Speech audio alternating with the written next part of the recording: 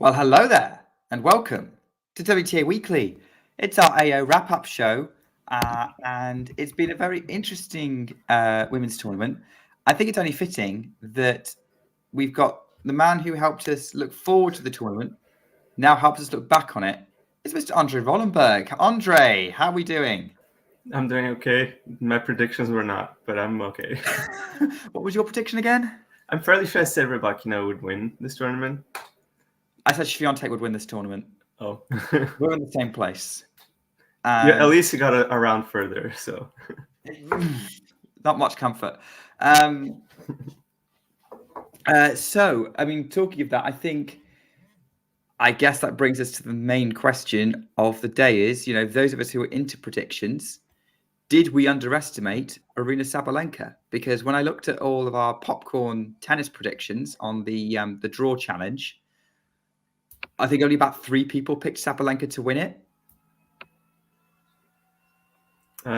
Probably. I think, yeah. I think I played a lot of it just like thinking, well, the final that Rybakina played with Sabalenka the week before was the 6-3, 6-love, 6-love, 6-3, which was pretty brutal. But Sabalenka showed up with a level that was, incredible. And I guess we should have foreseen some consistency from her part at least, because apparently she has reached the semifinals of every Grand Slam since 2022 US Open. So 6 in a row. Yeah. Yeah, I had her getting to the semis, don't get me wrong. But I was questioning how she would handle a semi-final against Coco Gauff. That was my main thing, because like at the minute she was basically losing to other players at the Big Four when things were getting tight. That's what she was doing. She didn't this time, though. Yeah. I think Sabalenka played with, confidence that she was playing well, and I think she didn't really overhit it. Like, I think she did some of that against Coco in the final of the US Open. She probably came up with a plan after that, like, let's just try to counter that because the defense is going to be way too good. I cannot just hit winners all the time. But yeah, I think Coco didn't play her best tennis that she can possibly play, but she played a really phenomenal match. I guess it was probably one of the matches of the tournament, even though it didn't go 3 sets. So it was a good one. I think Sabalenka just kind of took aggression and made it more of a, not conservative, that's not the word that I'm looking for, but like she was just like more contained. Like she wasn't just going for lines or just hitting for hitting. So it's just, I think she just played with a little bit more, less emotion and just like more head into it, if that makes sense. Yeah, that's what happened in the semifinal. Yeah, she definitely, I think Sabalenka was the one who turned it around. And I think Coco felt it a little bit maybe, but certainly when that second set, they were pretty even for a lot of it. And I was impressed by the way Sabalenka broke through. And given the way she just dismissed every single other opponent that she faced, including young Qinwen in the final, maybe it wasn't a surprise. One of the most impressive Grand Slam title runs that I can remember in the last couple of years. Yeah. Maybe the other impressive that we could mention would be probably Iga Swiatek, also all in straight sets, loss of 28 games. Emma Raducanu, 2021 US Open. After that, I think they were all very hard-fought wins. But this one was just like she was like by a mile the best player of the tournament. The last player to win a Grand Slam without dropping a set was Ash Barty in 2022 Australian Open. So, and Barty was looking untouchable that tournament. Like she was the heavy favourite all the way through. Very similar to this, but obviously Ash conducts her tennis in a very different way to the way Sabalenka does. And yeah, when Sabalenka's tennis works, it really works. I don't think we saw anything really ugly from her. There wasn't any egregious unforced errors. The way she played that final, she just controlled the whole thing.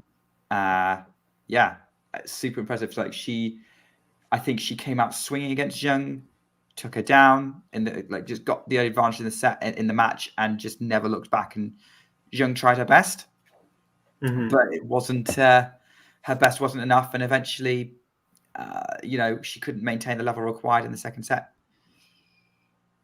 Yeah, I think that the only part of Sabalenka that I saw was just maybe a little nervous, like some errors that she wouldn't have made all the tournament, was just like when she was 40 love up when against Zhang at match point. But I mean, like seriously, it's like you're serving for your second Grand Slam title. Like there's obviously some nerves that would kick in, but she did super well to like keep it within herself and hit an ace and break point, and then just kind of like went away with that. So, I mean, it's completely excusable, unforced errors that she's made there. She just really wanted to finish it and just got the rush of the championship. But I mean, other than that, like obviously, she just never really felt like she was going to lose. Yeah, absolutely. In the final, or I think it kind of dawned on me that Sabalenka might be the favorite to win the tournament. Probably around round 3 when she double bageled Serenko, and I didn't think Serenko had a chance of beating her, but I don't know, she did have a chance, but I didn't think it was likely Serenko would beat her. But I wasn't expecting a double bagel, and then that coupled with Rybakina was out, Swiatek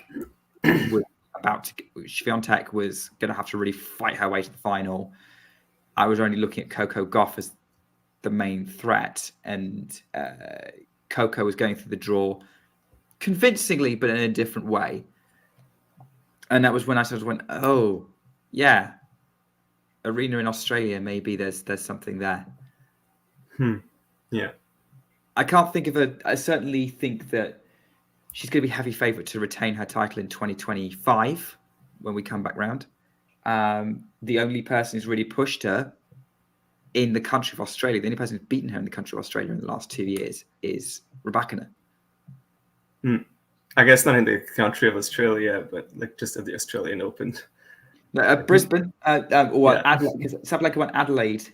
Adelaide is in Australia. Yeah, so, Adelaide. Yeah, so like the country of Australia is what I'm saying. Oh yeah, but yeah. Brisbane, Adelaide, Melbourne, Yeah. I think it's just, I mean, I think winning the first time definitely gave her confidence, and obviously the other results that she's had in 2023 definitely gave her a lot of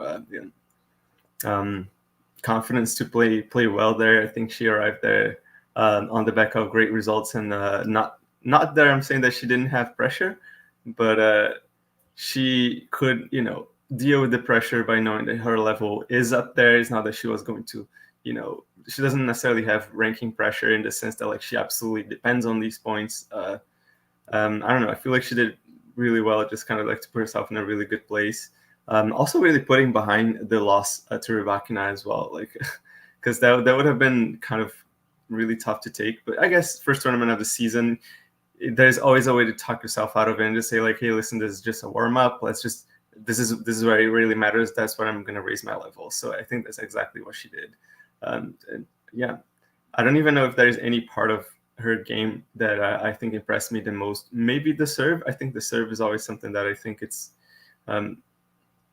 one of the things that you kind of look at and just thinking, is she going to start hitting any double faults here? Is she going to go for too much? Or is she just going to go for speed and just kind of get those returns right at her feet and just kind of get in trouble? But I think this time she just did great, everything.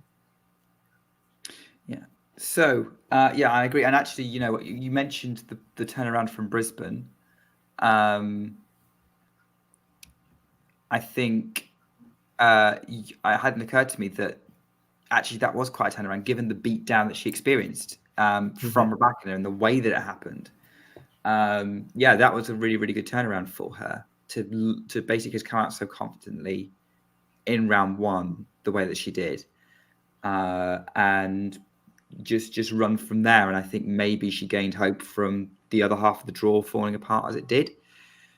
But yeah, this is super impressive performance. That her serve was fantastic. I genuinely, as you said, like that last game is the only scrappy apart from the games where she got broken by Coco in the first set in their semi. Was the only really scrappy game I saw the rest of the tournament for understandable reasons. Yeah, utterly imperious. There's been some really good comments coming in on the live chat, on the live version of this broadcast for anyone listening back on the podcast. What do you think about the comment that we've got from Hector saying that Sabalenka will always have an advantage on fast courts such as the US Open, Australian Open, Indian Wells? I mean, I would agree with that, but I would say Rybakina is also in the mix. And as John is saying, Indian Wells is not a fast hard court. That's the only technical, like, I'll do that sort of actually thing. But yeah, I would agree with her game style. The faster the court, the more dangerous she is. She's going to be one of the favourites for Wimbledon. Yeah.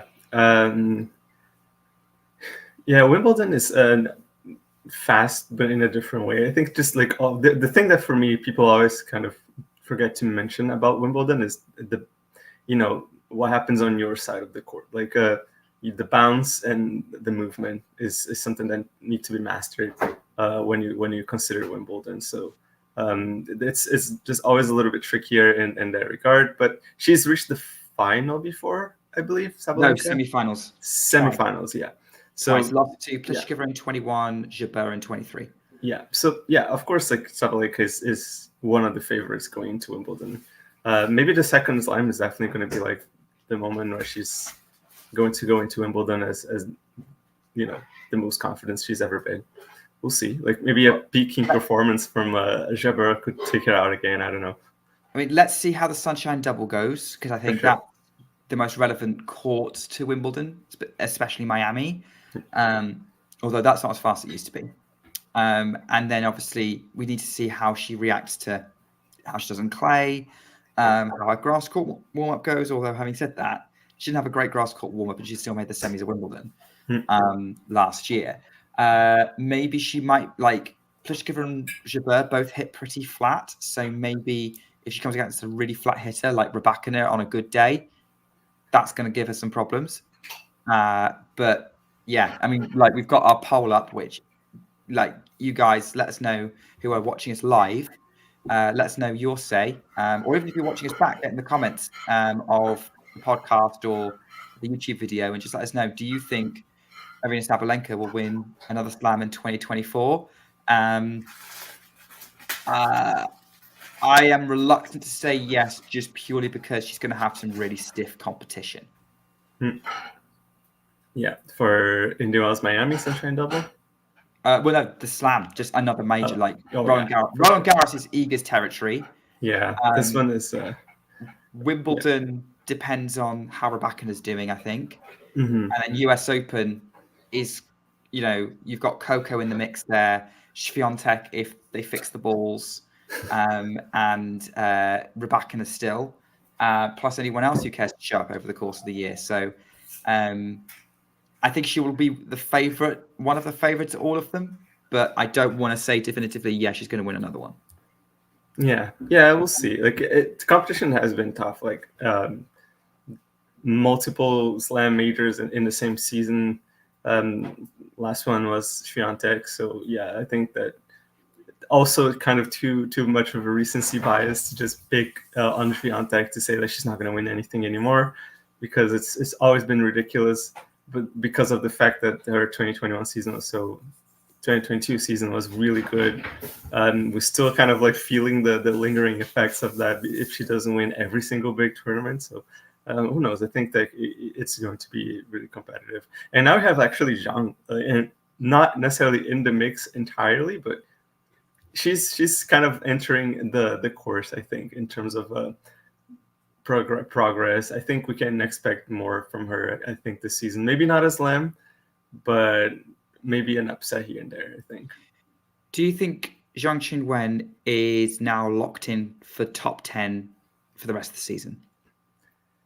I mean, she needs to play well in other tournaments. I think that having one big Grand Slam result is good, but at this point, what she's going to need to do now is back it up. So whatever she does next is going to be the answer. If she has like a couple bad tournaments here and there, I think it's going to start being a bigger question. But From what she did last year and how she followed it up with this year, I think it's probability is higher that she's going to be hanging around the top 10 more than not. So I would say yes, probably.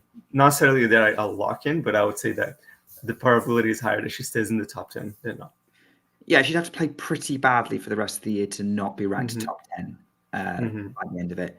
And I think there's reasons to hope, right? You know, her last sort of mini breakthrough in a slam was that quarterfinal run at the US Open last year, where she was probably more badly beaten by Sabalenka in that match. And I think she was definitely a lot more resilient against Arena in this final, which is a good sign.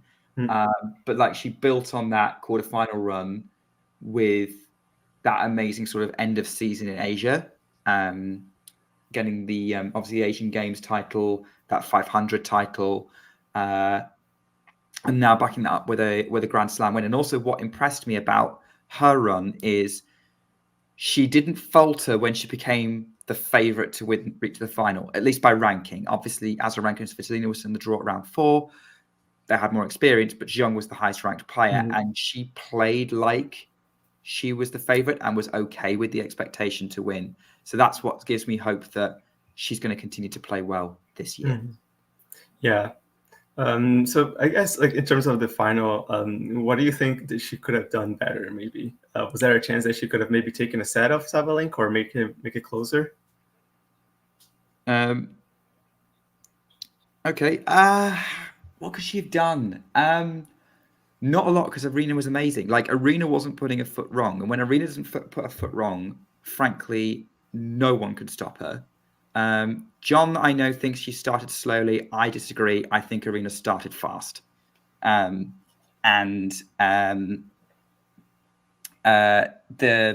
40 love break points, by that point, Sabalenka saved those break points. Zheng didn't falter on them.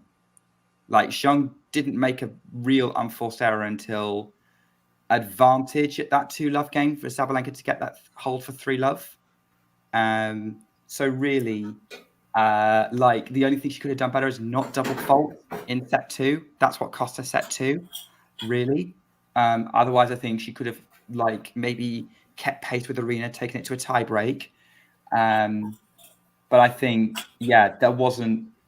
Arena Sabalenka was needed to start making more unforced errors to let Zheng rattle her cage. That was the only thing that was going to happen. Like, Zheng would have to put something special out the bag, and I'm not saying she can't do that or she'll never do that, but she wasn't ready to do that. So it just wasn't her day. That's my view. I don't know if you have different thoughts on it. Yeah, no, I think that I don't particularly think that she made the adjustment that she would have needed to. I think maybe like Coco did at the US Open, just kind of she got, I don't know if she was bagel in the first set, but she was kind of like it was a pretty tough first set that she lost. First set in the US Open. Yeah. So something like that. But but I think the Zheng could have made just the double faults, I think, were the biggest problem that she's had. Like, they always came in clusters as well. It's not like she served like 6 double faults in the final, which is a lot, but people won matches with more. So I do think that the problem was that I feel like she wasn't ready. I guess you put it the right way. I don't think she was ready to win a Grand Slam, especially against Sabalenka that day. I think she could have defended it a little bit better. I thought she was going too much for the lines at times, especially trying to be overly aggressive, even on like extremely defensive positions, which you're going to find yourself in when you're playing Sabalenka. But I think that she could have been a little bit more patient, perhaps, to try to like at least keep the score a little closer. I think that her level deserved at least like a 1-7-5 set, at least, I find, overall. But yeah, Sabalenka, she would probably win anyways, regardless. Yeah, I think Sabalenka would have won when it got tight. I think she would have found a way through. I mean, you talked about, how do you rate Zheng's defensive game, and sort of wrapped up in that question, you know, we're talking about her staying in the top 10. You know, what's the lessons here? Where needs a little bit more development, would you say? On the defensive side, or in general, if there's nothing obvious in the defensive side. I think her serve can get better. I particularly think that she can hit higher first serve percentages. Her second serve is attackable. Not that this isn't unheard of, in tennis in general, but she can get a little bit better with that. But yeah, I think especially defensively, she's like a great mover, and I think maybe just making some adjustments tactically, like throughout the match, maybe becoming a better problem solver when it comes to points like that. Just maybe match experience is just like the reason why. Like she just needs to find herself more in those situations.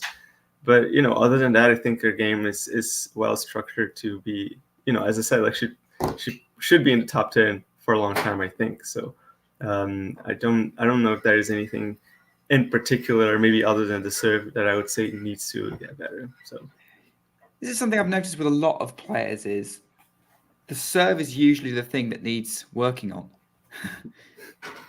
It's usually what's the first thing you need to develop? The serve. We say that about Swiatek. Sabalenka had to work on it. Rebecca's percentages could be higher. Always comes down to the thing that you have the most control of. Yeah, it's crazy, right? I mean, I don't know. Sometimes maybe it's easier to react than it is to act on something.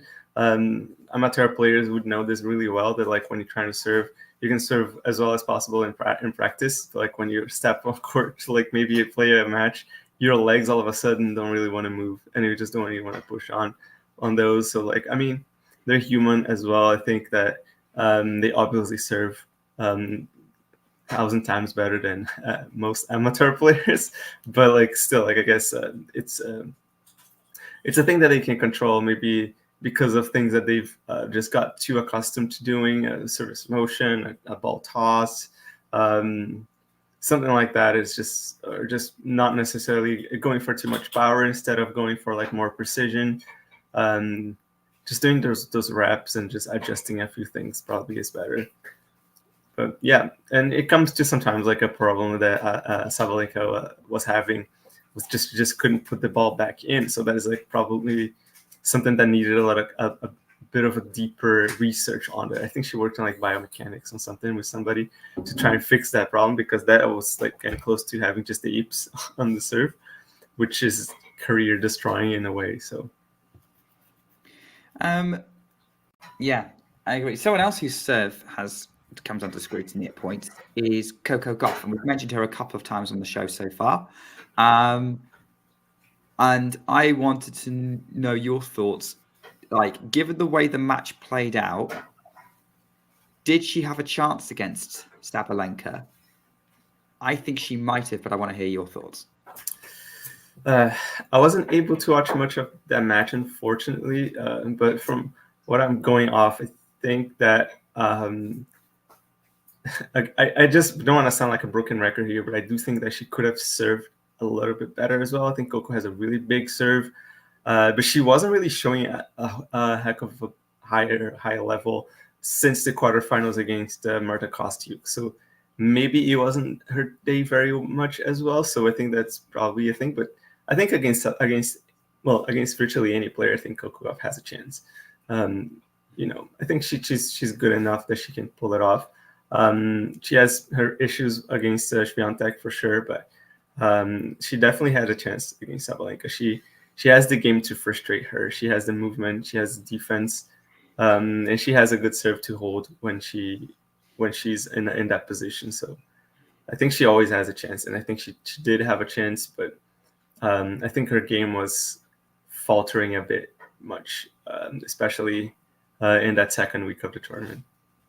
Yeah, I was thinking, if she'd pulled off the final, her run would have been Medvedev-esque, in that she would kind of got there by refusing to lose. That's kind of what happened with Kostyuk.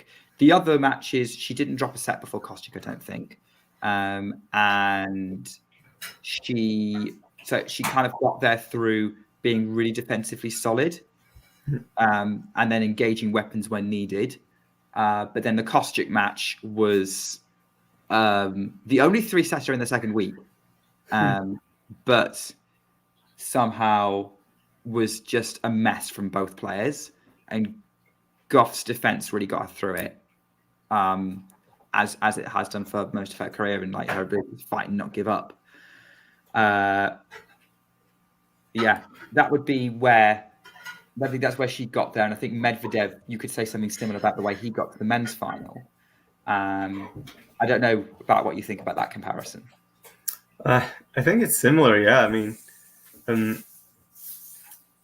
yeah, it's like I never heard this comparison, so I'm just kind of processing right now. Like, so it could be interesting. Came off the top of my head. Yeah, so I think it's possible. I think Coco has a slightly better attacking game. I think her technique is cleaner than Medvedev. So like for a lot of things, like she can do it slightly better. Well, not slightly, but like better than Medvedev, like comparatively. But in terms of like what she got her through, I think it was like a bit of experience on tour and her defense. So just like really just kind of like locking down, just like I'm just not going to try not to miss, even though she missed a crap ton in that match. So did Kostyuk, but I think Kostyuk had the problem is that she was missing, but she wasn't really trying to, she was kind of trying to push through the hitting and just like, if I miss this one, I'm going to try to make it for the other one. Whereas Coco is like, well, I missed this once and I missed the second. I'm trying to not miss now. So that's probably what won her match. Like, Kostyuk kept trying to be aggressive, even though it was just not working because for some reason, both players are just playing an absolutely terrible match. It was just a really, really bad level in overall. And that's not a critique in terms of like the players themselves. They are capable of doing like playing great tennis, but it just so happened on that day specifically, they both showed up and their tennis was not with them. It just happens as bad days happens to everybody. But yeah, I think Coco's experience and just like tactical maturity like won the match. Yeah, and let's face it, she has definitely done a really, really good job of improving her tactical game, and I think that's potentially Brad Gilbert's influence. But we saw that on the second half of last year, where she only lost a couple of matches. She's definitely look, that US Open final. Her adjustment was really, really good to use her defense to frustrate Sabalenka, which she almost did again in that semi-final. So I think a lot of people are writing Gauff off for some reason. And I'm like, no, she's still in the mix. I'm still going to put her in the mix for definitely the French, definitely the US Open. I'd also include her in the running for Wimbledon. I don't have any, I don't think that semi-final is a reason to write Coco Gauff off. I think she was right in there. Yeah, I think she's definitely right up there. I particularly think that Sabalenka and Swiatek are better now. Maybe Gauff is going to pick up her level. She's also always good to remember she's only 19 years old. So I think she might pick up her level and like just become even greater in the future. I think Roland Garros is definitely a possibility. I think she has a better chance of beating Sabalenka there. Actually, I would say like it would be the favorite against Sabalenka at Roland Garros, but still, I would still put like Swiatek as a favorite, even if she played Gauff. I need to. It's awful to start looking at the Roland Garros right now because clay season hasn't even started yet. So when we get there, we're going to be able to like evaluate this a little bit better. Let's talk about it when we get there. But yeah, I agree with you. I think Coco is at Roland Garros on paper. Coco is the favorite against everyone except Swiatek. I would say so. Yeah. Miles, we're talking about your girl. Hello, everyone. Miles Davis. He's ready to talk. That's so funny that I walk into that part of the conversation because, first of all, hi guys, hi. Hello. The wonderful Nick Carter and the awesome Andre. It's so funny because I didn't foresee that to be like my calling card, the Coco Gauff person, but it is transformed into just that. So. That's usually what happens when you're on the show with me, and I basically just mention your Coco Gauff fandom whenever I possibly can, because I need to let other people know, that the audience know that I'm not the only biased one on the show. I try my best, but it doesn't always work out to not be biased. I really, really enjoyed what she showcased in Australia, and I think the in a weird way, her ugliest match showcased what it is that I love about her in the quarterfinal match against Marta Kostyuk. That match will sit with me for good and bad reasons because it wasn't the highest quality, but it was definitely, I feel like the most dramatic women's match on in Australia. Maybe give or take Blinkova versus Rybakina, because obviously when you play the world's longest tiebreaker, that's pretty dramatic. But yeah, I'm excited about what Coco showed. I'm excited about what her opponent showed. Actually, I don't know if you guys have talked much about Marta Kostyuk, but she's been someone that has been on my radar for a couple of years, and it was nice to see her kind of burst through the ceiling that I thought she was kind of forming for herself, and make me reevaluate what her future in tennis looks like. Yeah, we mentioned Kostyuk in the context of that match. I was pleased for her that she made the quarterfinals, especially since she's kind of she came onto the scene as a 15-year-old in Australia a couple of years ago. Mm-hmm. I don't think that match has changed my mind about her ceiling, to be honest. I don't see Marta Kostyuk winning a Grand Slam, but I can see her being a thorn in a lot of top players' sides for the majority of her career, maybe getting seeded. But that's kind of where I'm at on her. I don't know if you have any thoughts, Andre. Marta Kostyuk, I struggle to see her like just doing as, I think that's, first of all, I think that's probably the best tournament that I've seen her play at, and the more her composure and her mental strength and her belief in herself was probably the biggest. Even when the match was playing as it was, I think she never really believed that she was going to lose, like she was going to push herself through the bad level that match was going to. She believed that she could win that, and she very well could have. So I think I'm with Miles in the one. I think I'm reevaluating a little bit of like where her level is at. I think that I can get a better picture of it. As I said before, I think lack of tactical maturity in her like cost her several points in that match. So I think that if she kind of can get herself through a more of a more thorough mental approach to the match, intellectually, just thinking her matches through, problem solving, I think she's got the level. I think she's got the game. I think she's a really good server. She's a really good aggressive player. She believes in herself. So I think it matters about her just to imagine, like, how can you problem solve better, like when you're on court and things are going as awry as they were against Gauff. Because imagine Gauff picks up her level and starts not missing as much. That match would be over 6-love in the third, probably. I don't think that Kostyuk could have been able to problem solve. So yeah, I'd agree with you there. Andre, I think we've only got you for another 5 minutes. Is that right? Yeah. So maybe before we move on to Kostyuk's Ukrainian countrywoman, who did make a semi-final, I just wanted to make the most of you being here. I just wanted to ask you, because obviously Miles has shared his view, but like, what was your favorite WTA match from this year's Australian Open? My favorite. Which matches have I watched? I'm just gonna, big disclaimer here, it's just really awful to watch Australian Open, just because like I have to wake up at 3:30 a.m. To watch matches. So look, that's why I said I'm just what's the best, because it's not possible to watch all of them. Yeah. But like, yeah, I definitely say the Rybakina Blinkova one was the best match. I think you could argue that it was objectively the best match of the tournament, even. But yeah, my one problem with that match is that Rybakina didn't win it. So it's because I think this is one of those upsets that just goes so close. It's just so close for her to get through to the next round. And I knew it. As soon as like I saw like she had like 6 match points, Blinkova had 10, and it was like longest tie break. I just had this feeling she's going to lose the next round, isn't she? And that's exactly what happened. That's the only thing that was kind of sad about it. But obviously it's a result that I hope it's not going to be Blinkova's best result in her career. But yeah, definitely a match that I'll definitely be looking forward to go back to when the Australian Open puts it all up in as the entire match on YouTube soon enough, hopefully.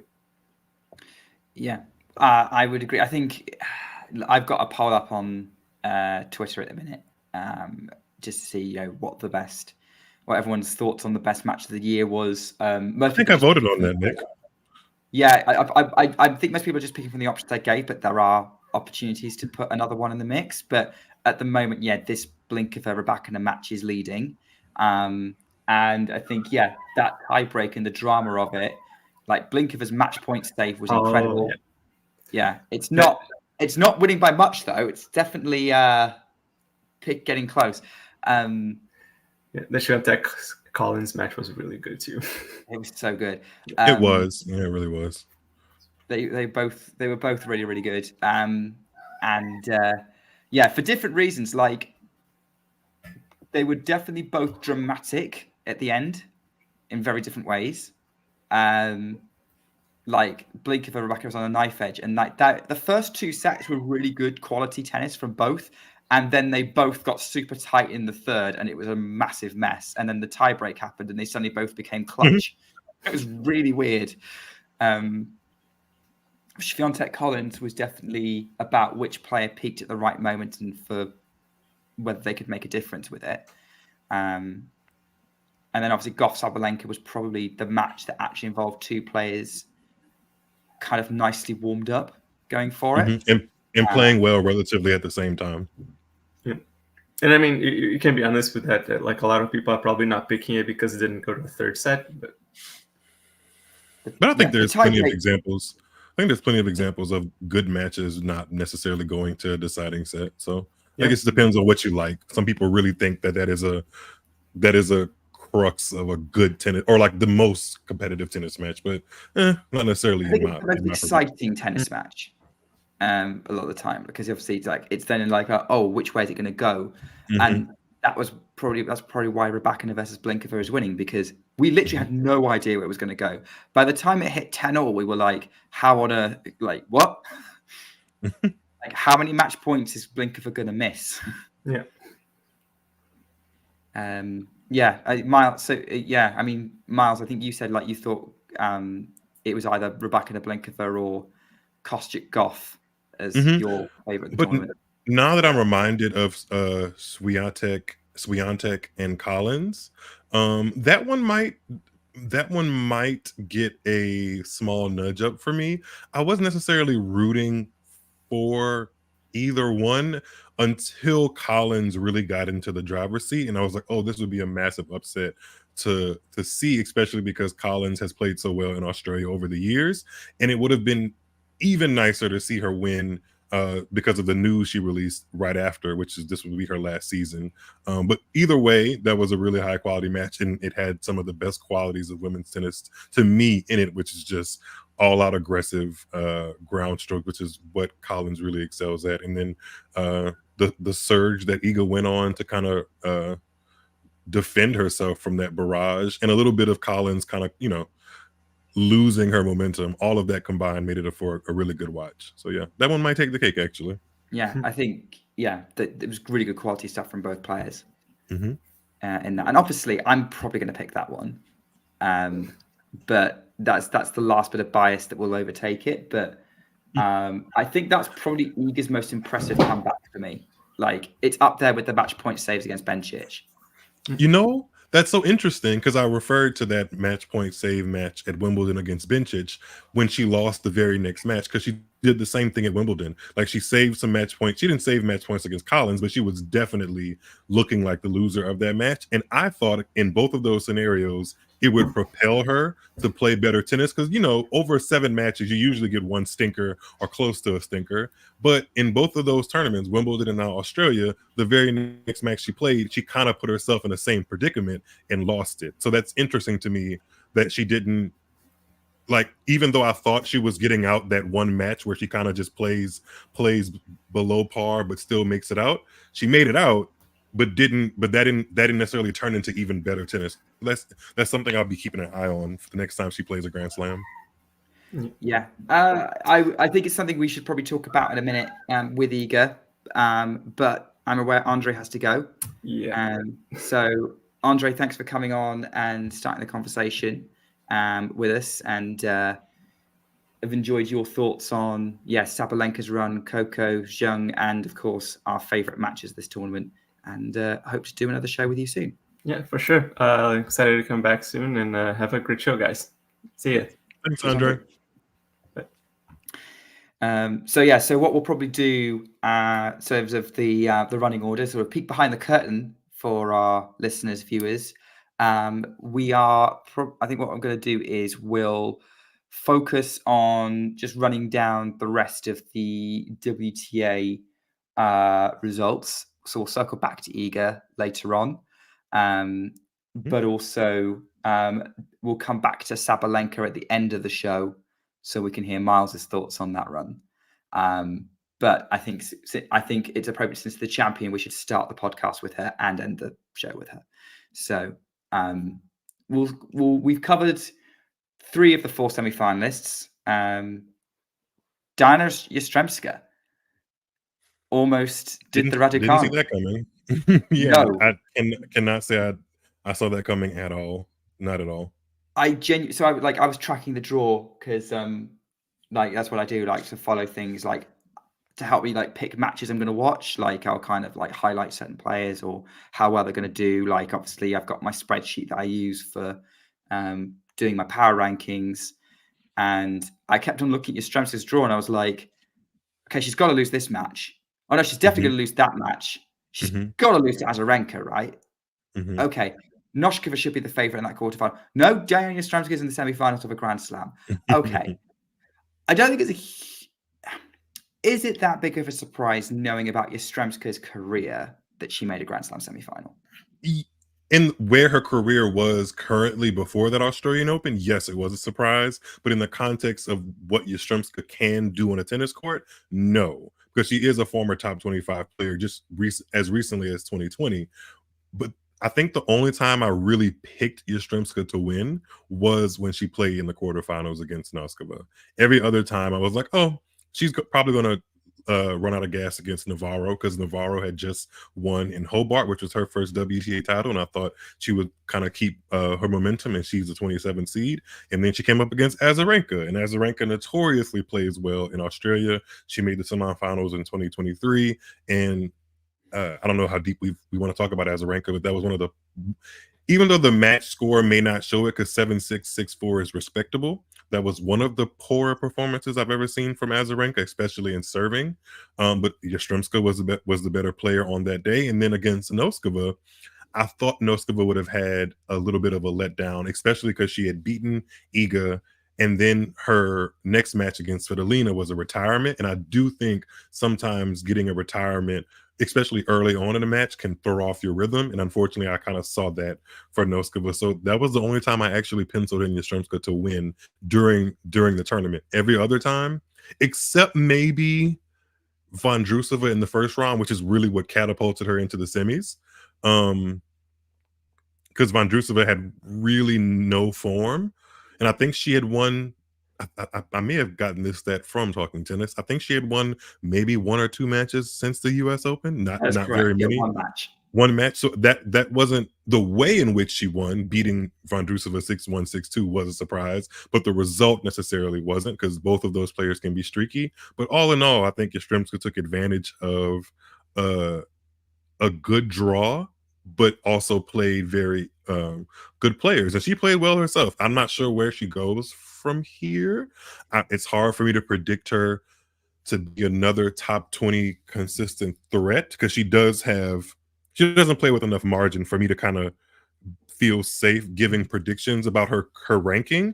But I think she's now comfortably in the top 40 based off of that run, I would imagine. I'm looking for her. Yeah, she's top 30. She's 29. Yeah, so I can, based off of that result, similar to what Magdalena did last year, making the semifinals, kind of helped her ranking stay in that top 40 for the whole year. So that's probably where she's going to be at, and she'll be seated probably for the next major at Roland Garros. So I think that's highly likely. I think she was seeded for pretty much the next 4 majors. I think Yastremska will stay a streaky player.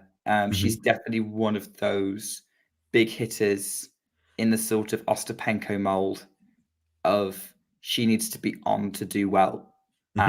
Just because of the way she plays the game. It's awesome when it works. As you know, she deservedly hit her way into the Australian Open semi-finals and finally delivered on some of that promise.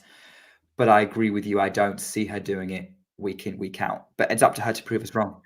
Yeah, I would love to be proved wrong because she was actually someone whose game I really saw a lot of potential in. I thought she'd be a consistent top 20 player. But we mentioned Ostapenko. Ostapenko has pretty much been a top 20 or top 20 adjacent player for large chunks of her career. You know, she's done just enough to kind of be in the conversation. Like, oh, Ostapenko could make a quarterfinal here, or she could lose first or second round. Either one of those options are completely legitimate, and I feel like Yastremska will have a similar mode to that. Like when she's, like you said, when she's on, it's going to be who can stop that, and when she's off, it's going to be pretty much anybody can stop that. So I'm excited that she got some confidence from Australia, though. That's good to see. Yeah, I wasn't planning on talking about this player, but I'm going to anyway because she. Let's talk about him. Linda Noskova. Yeah, that's a good player to talk about. Because like I think she's been underrated this whole tournament. It was weird that like so many people were like they saw, not like Damien said, he saw Noskova getting to round 3. He gave her the least chance of beating Iga out of her potential draw. Whereas when I saw Noskova as a potential draw for Iga, I was scared because I know how big she can hit. She got to the Brisbane semis. I think that she's the teen talent that's just looking for that breakthrough moment. And I really thought against, you're talking about, you thought Yastremska would beat Noskova. I was expecting Noskova to dip, but I thought that would be in the semi-final rather than the quarterfinal, because she would have got a little bit of confidence from sort of backing up. She would have, if she was going to dip in the next match, I would expect it to be Svitolina, but she managed to handle the start of that match pretty well. I thought this would be Noskova's moment of Grand Slam semis as a teenager. Watch out, we've got a new star. And she didn't quite deliver on that. Frustrates me a little bit for her. But I definitely still think that she is a name to watch. I don't think she's going to be as streaky as other players we've talked about. I don't think she'll be as streaky as like the Yastremska and Ostapenko that we've talked about. I see a little bit more point construction in her game, and it seems like she's more willing to do the work to add layers to her game, whereas Yastremska and Ostapenko feel like they're pretty comfortable being big linear hitters that can have off days and lose a match or lose a set 6 love and kind of sweep it beside them and not really worry about missing their shots, but understand that they're going to fall in. Noskova seems like she has a little bit more layer and potential layers to her, but I'm happy that she now has the experience of what it feels like to be in the second week of a major, because she's, like you said, she's been a name that I've been circling since I first saw her. And yeah, beating the world number 1 in the 3rd round, giving her earliest Grand Slam exit since Wimbledon of 2022, that's pretty impressive. And that's probably a good time to talk about that match and that run from Iga that was ended unexpectedly early. Well, expected unexpectedly because some people had her losing in round 1 to Kenin. Collins posed a real threat in round 2. Like, it was one of those, it was, in retrospect, a draw that, it would have been insane if she had somehow won the title with it. Yeah, because that's some serious threats. Because I mean, had she won against Noskova, she would have likely played Svitolina, who beat her six months ago or so in Wimbledon. So that would have been another threat, like you said. But yeah, I don't leave Australia, like, comparative to what I've seen on socials and online. Some people are looking at this as like the doom of Iga and the beginning of the downfall. I don't see it that way, especially as we go into a part of the season where she started being the most dominant player of this 2020s period, which was Indian Wells, Miami, and then into the clay season. I think some of those conditions really suit her game, so it's just a matter of time before she kind of reestablishes herself. She's already world number one, but reestablishes herself as like, hey, remember, like, let's not forget I'm Iga Swiatek and I still have 4 Grand Slam titles, and this is the period of the season where I peak. It's just, that kind of draw is tough. She played essentially the same kind of player 3 times. Yeah. So, and it's kind of play it on a fast hard court that's a nightmare for her. Yep. And yeah, I mean, like, I think that she's overperformed in Australia, maybe, in her career. Like, obviously, she was very close to making her quarterfinal breakthrough here in 2020. Same again in 2021 against Halep. That was a really close, really good match that they played. Battled her way to the semifinals in 22. Only lost to an amazing Rybakina in 23. And I think the Noskova match. Okay, I'm going to ask you this, Miles. When you're watching one of your faves, be it Coco, Serena back in the day, Naomi, is Naomi a fave? One of them, yeah. Like, do you ever watch one of their matches and, like, when it gets close, or even when it's not close, when they should be winning it, and like they're playing shots that you think they should be making or questionable, do you get frustrated? Yeah. Yeah, same. I know. I was thinking back because I'm pretty sure someone has seen my live reactions during any of those matches. So yes, I get frustrated and pull the imaginary hair out of my scalp that I have. Yes. And it's magnificent hair too. Thank you. That Noskova loss, I wasn't getting irritated with Iga until set 3. I thought she held off Noskova pretty well in set 1. Noskova played amazing to snatch set 2.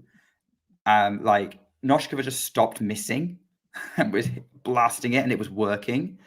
And then set 3 was when, like, I was starting to see the frustrating errors coming from Iga's racket, particularly in the game that ended up being the decisive break for 4-3 for Noskova, where she was making silly errors. Her first serve wasn't working.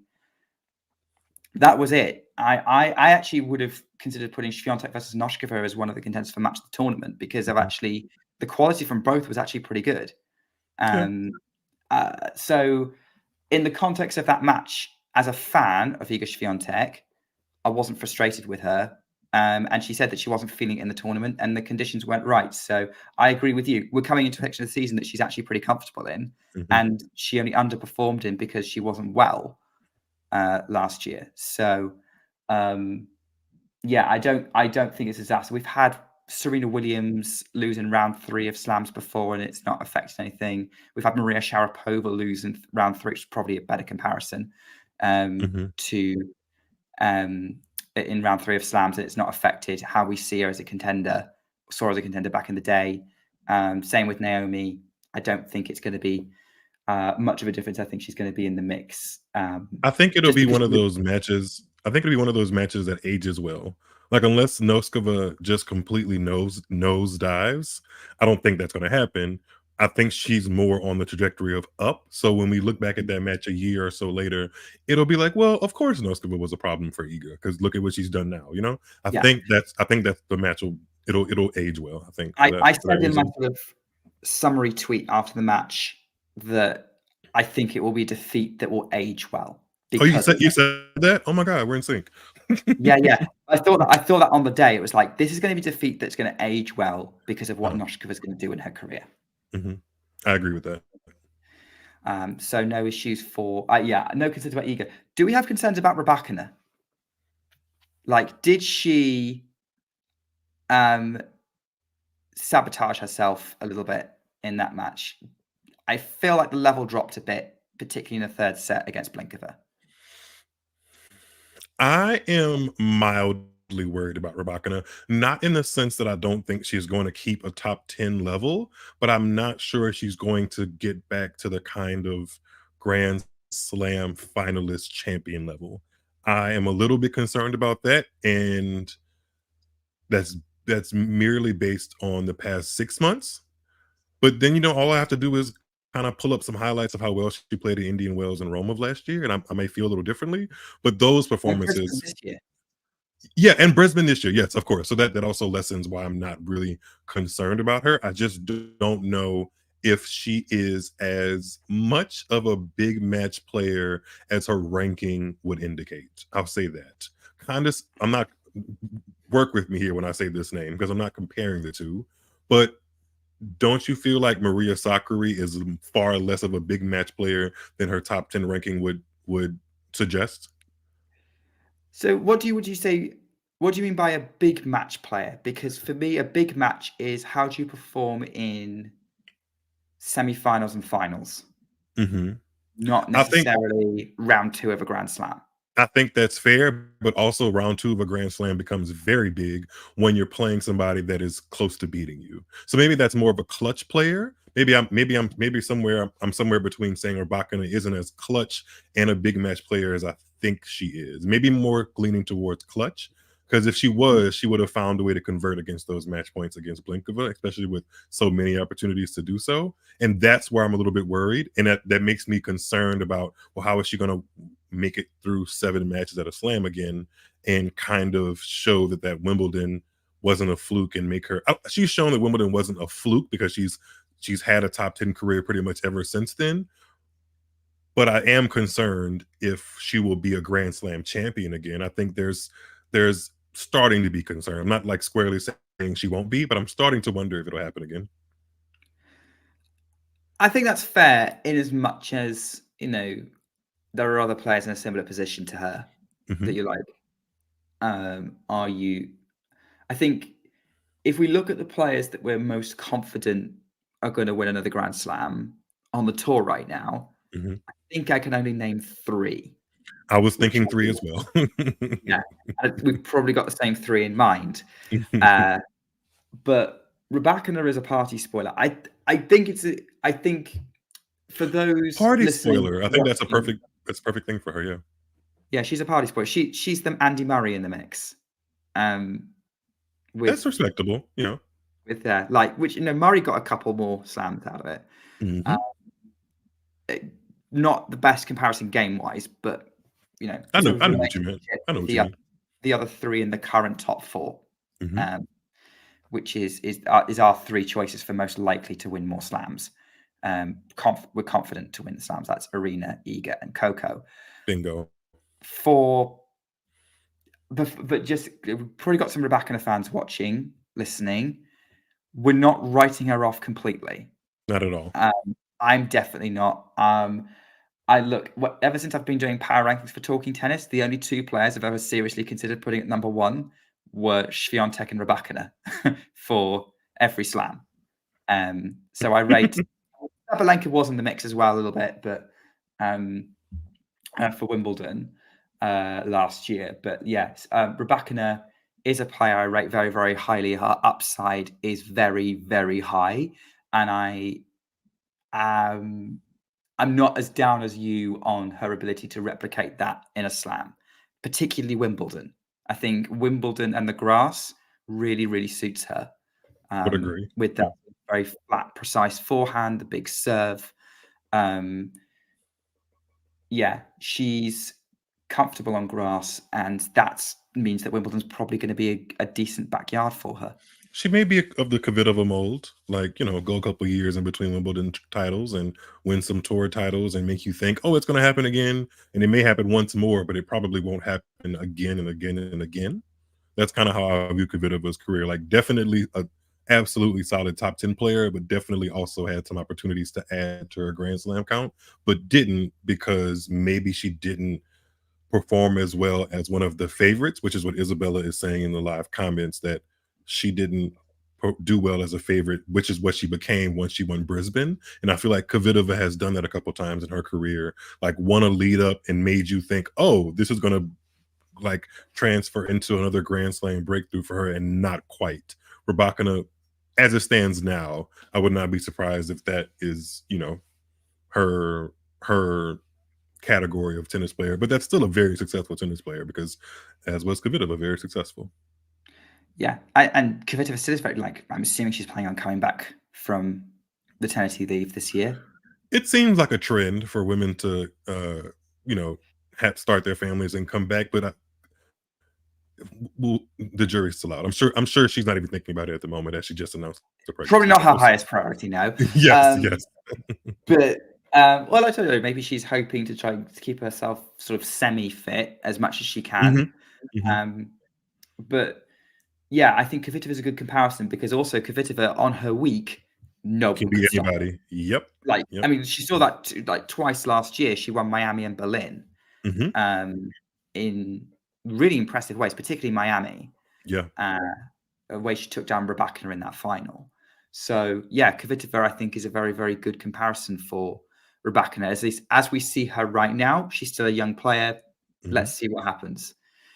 Well, we've hit the hour mark, so we should probably start mopping up other stories from the tournament, really. I have one or two names that I think are worth touching on. Have we talked about disappointments? We talked about like major disappointments on the women's side? That can be a story. I mean, I would consider, like, obviously by seedings, Swiatek and Noskova, or obviously you could call them quotes disappointments, but even then, look at the matches they played to get taken out. They played like champions in those matches. Yes, would agree. So that's why they wouldn't go in that category. They would go in the upset category, but not disappointments. Whereas the names I'm thinking of, like Pegula, Sakkari, and Vondrousova. And actually, there's a couple: Pegula, Ons, Sakkari, and maybe Haddad Maya even all go under the disappointing category for me because they didn't necessarily. None of them played their best in the matches they lost, and they all had opportunities to make this draw work for them, and they didn't stick around long enough to even see it through. And Pegula is probably the most shocking out of that because she's normally put her in the quarters, because that's where her tennis leads her 9 times out of 10. But a loss to Clara Burrell, who lost in straight sets in the very next round, probably, like we were talking about the Noskova upset, that probably won't age well. I don't think it will. And I mean, this is not disrespect to Clara Burrell, but I think Clara Burrell and Pegula are going to have very different careers as it stands right now. And then Sakkari, I'm not. Part of me is sure about how she's hanging on to like a top 10 seed and being a top 10 player, but the other part of me is confused by it because at the biggest of the biggest events, when everyone's there, she does not perform at all. And that's not what you want to see in a top 10 player, but that's what she is because she finds a way to turn it on in the weeks where it's a little bit lighter on the season. So that keeps her ranking up there. So, but I was surprised she lost in straight sets to Avanesian in the second round. But Avanesian is shown to be a good player with some promise. But again, overall, Sakkari and Pegula are probably my top 2 biggest disappointments. Yeah, I mean, I definitely think Pegula underperformed, but she wasn't looking good after United Cup. Like she was off at United Cup. So it wasn't a huge surprise for me. Sakkari at slams seems to be a trend. Vondrousova, we said, was not in form. Jabeur hadn't played a warm up. None of those were massive surprises to me, but I don't want to focus on the underperformances, really. I don't always think that's fair. I think if Pegula underperforms the next couple of months through the Middle East and the Sunshine Double, let's ring alarm bells. But the others kind of par for the course for where they are, like on their day. Do we have alarm bells already for those players? Like, are there alarm bells already on for Vondrousova and Sakkari and Ons? I think they are. It depends on what you mean. Like, what's the alert for? What's the alert for? Being outside the top 10 by the end of the season, because all of them are inside now, and I think all 3 there's a case for whether you're a fan of them or not. There's a case that they won't make the top 10 or the year-ending finals, which all of them qualified for. Again, that might not happen again this season. I think obviously slams are always an opportunity for big points. I think you don't. I'm gonna say with all of them, for getting worried about losing their top 10 spot. They continue to underperform going into clay. Different story. And Hector in the chat has actually pointed out, does Ons Jabeur loss have the mitigating circumstance that she lost to Mirra Andreeva? Yeah, yes, it does, because Mirra Andreeva is definitely a player on the come up. But I watched the beginning of that match, and it was mostly Ons Jabeur in her very poor level that got that match the scoreline it did. And that's not me purposefully trying to take anything away from Mirra Andreeva, because she played better than Ons on that day. But if I'm calling it what it is, Ons stunk up the court that day. And Andreeva did what she had to do to not be as stinky. So I think that'll age well, but a lot of Ons Jabeur's losses will not in the past 4 months or so. So I'm starting to be alone for all three. Not so Vondrousova, even in the middle of that Wimbledon presentation, I never got the idea that she would have been a player that's going to have this long tenure at the top 10. So I'm not surprised by that. But I mean, the way she lost to Yastremska was a bit surprising. She barely won a game in that match, as did Ons. So they're both in of kind of recalibrating their teams to figure out how we get the best out of our games. Because I think at their best, all three of these players are some of the best in the world. But as it stands right now, their top 10 rankings are a little bit inflated by their the first half of those 52 weeks that stay on the ranking points, not necessarily the most recent weeks.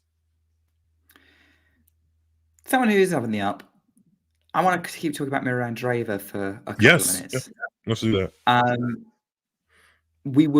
I think a lot of people were putting her in the quarters against Sabalenka after that win over Ons. Did we overestimate Mirra, or did we underestimate Barbora Krejcikova? I'm in the latter camp. I would be in the latter camp as well, especially considering Andreeva had beaten Krejcikova twice. Once was by retirement, but she was up in that match. I thought Andreeva was kind of making Krejcikova a little bit of a pigeon early on in her career. So I was actually surprised Krejcikova was able to pull it out in 3 sets. So it's definitely the latter for me as far as underestimating Krejcikova, but I'm still leaving the Australian time zone and mind frame with a lot of confidence for Mirra Andreeva, as should, because a fourth round, another second week of a major as a 16 is pretty. Yeah, and so early in her career as well. Like given like this, she's played 4 majors in her career, and she's made second week of 2 of them. Yeah, come within a set of a quarterfinal in 2 of them. Probably even close to that against Keys at Wimbledon.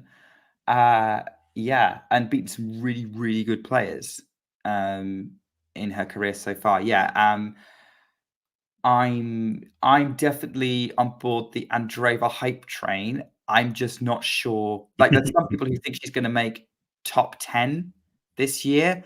I don't think she's going to climb that high that quickly. She will get there one day.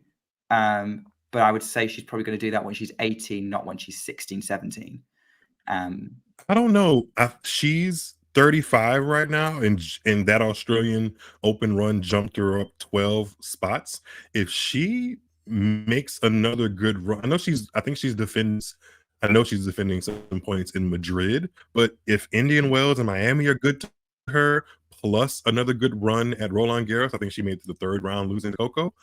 I don't see why top 10 it'll probably be more post US Open than pre US Open, but I definitely could see a urge from Mirra Andreeva into the top 10.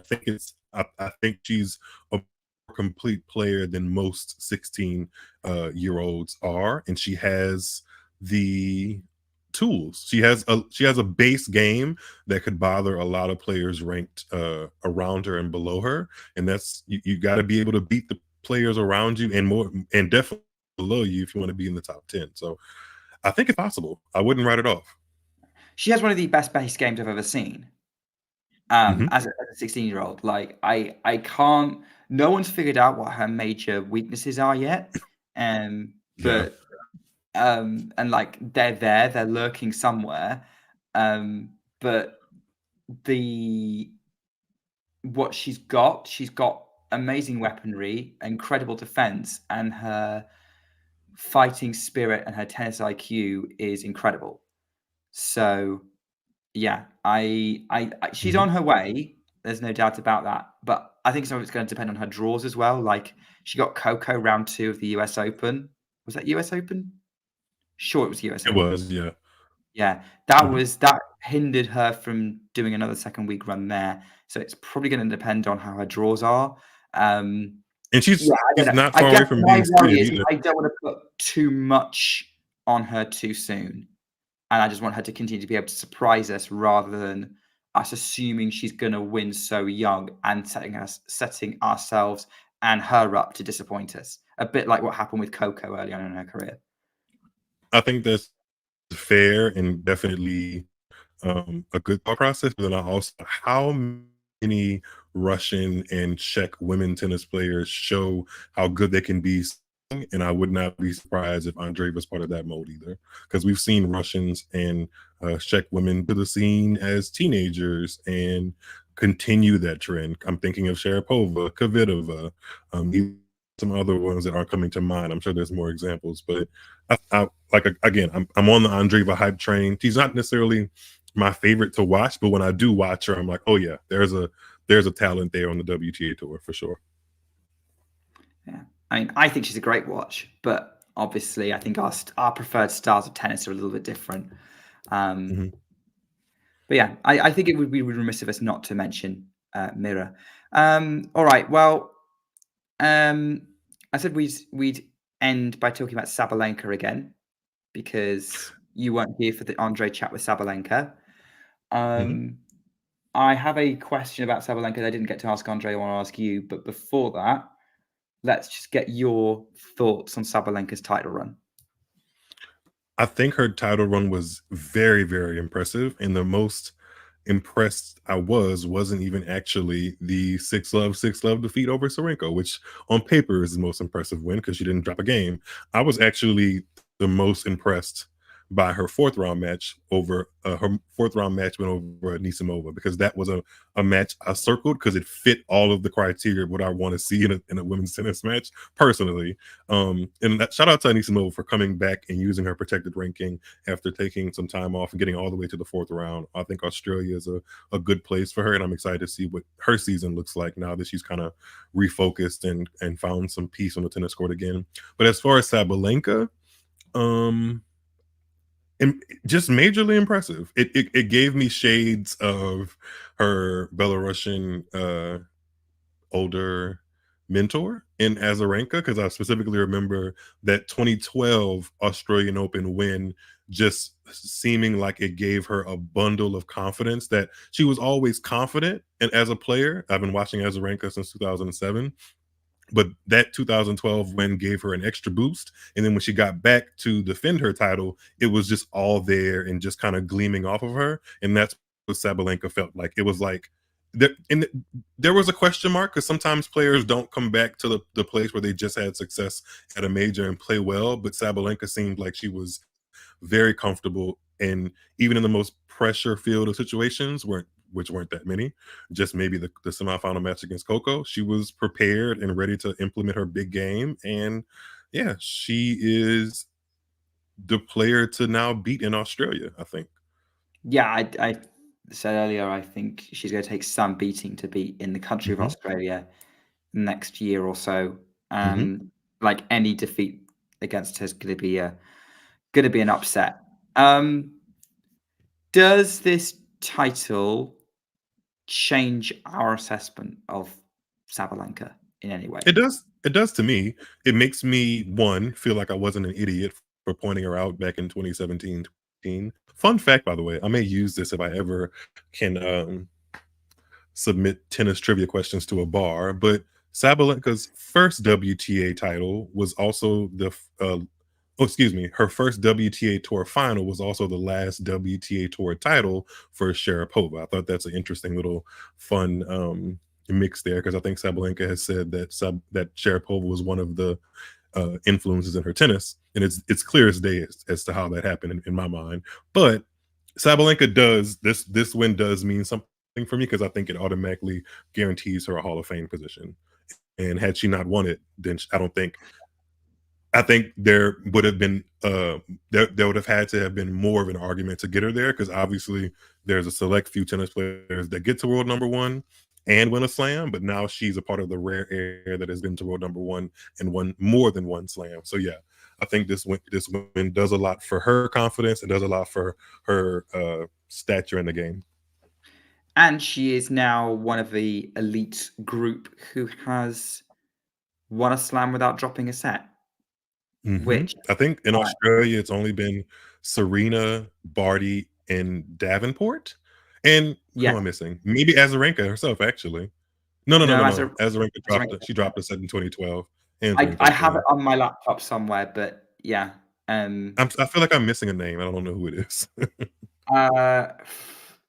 Yeah, it might have been Steffi or Monica Seles. Would not be surprised. Yeah. So somewhat. I think it might. Yeah, one of the 90s women.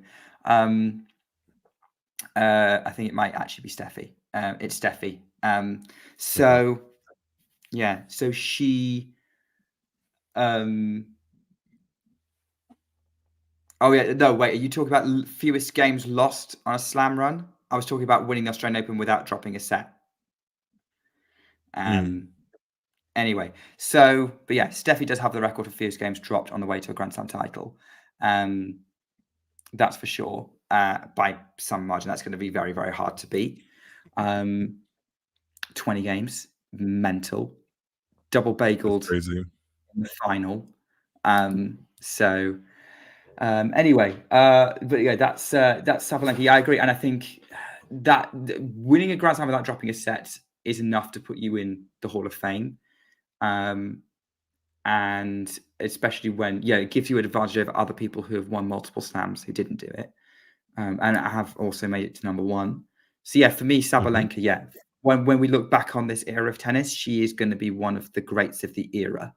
And I have no, whereas before, like even during last year, I was like, I need to see her sustain it. But now I have no issue putting her in the same elite level category as I would put Swiatek, Barty, and Osaka.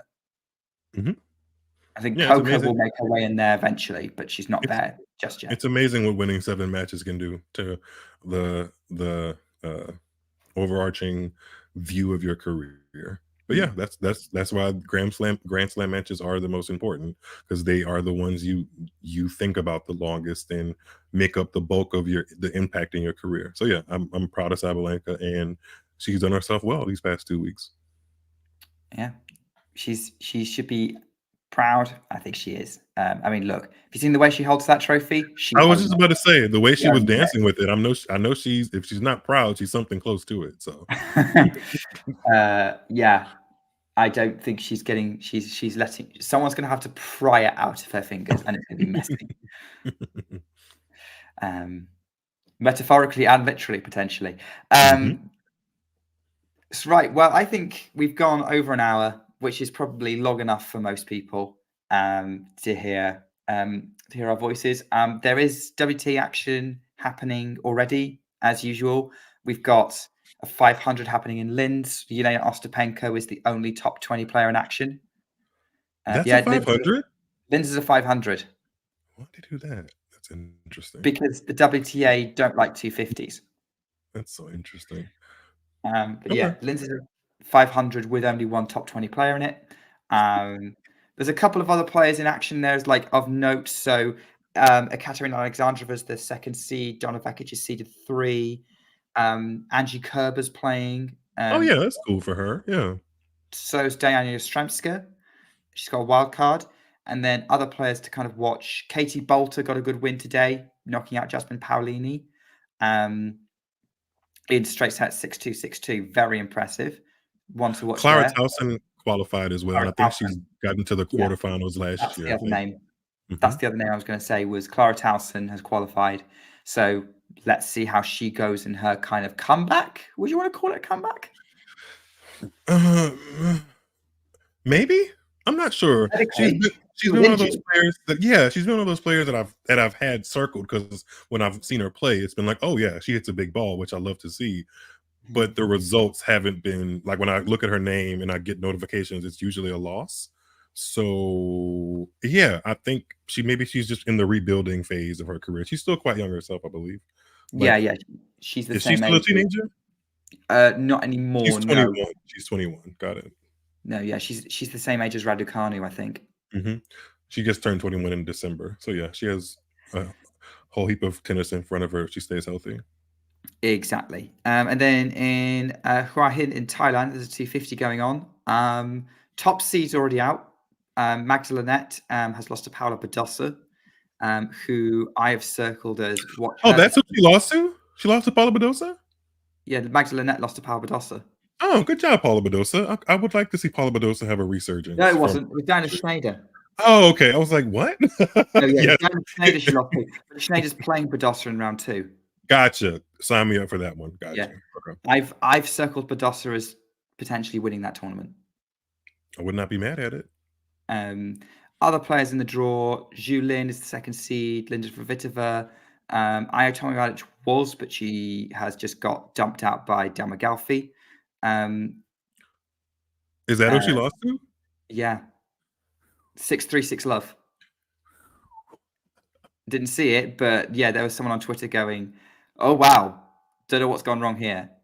I can't say any more about Tomljanovic. People might No, you're not allowed to. There's some kind of gagging order on. And then there's Alina Korneva, Mirra Andreeva's teenage competitor who beat her in the Australian Open Junior final and made a bit of a splash at this Australian Open, losing to Hadad Meyer. She is also playing, so we're also going to see how her career journey progresses. Sorry, I'm still a little tickled. I'm glad I could do that for you, Miles. But we're not here to tickle tennis. We're here to talk tennis. That's a whole different thing. So we're gonna end that episode here with a bit of an update. I'll be back next week to cover sort of what's happened in Linz and Hua Hin, and obviously we'll be previewing Abu Dhabi, where that's a star-studded lineup. So I'm looking forward to talking about that one. But that's next week. But while we're waiting for next week, what I would ask is, from all of you, that you take care and keep talking tennis. Thanks for coming on, Miles. Right on. Thanks, Nick. Thanks, everybody. If you enjoyed this video, make sure you hit that like button. Don't forget to subscribe and click that notification bell so you don't miss out on all things tennis.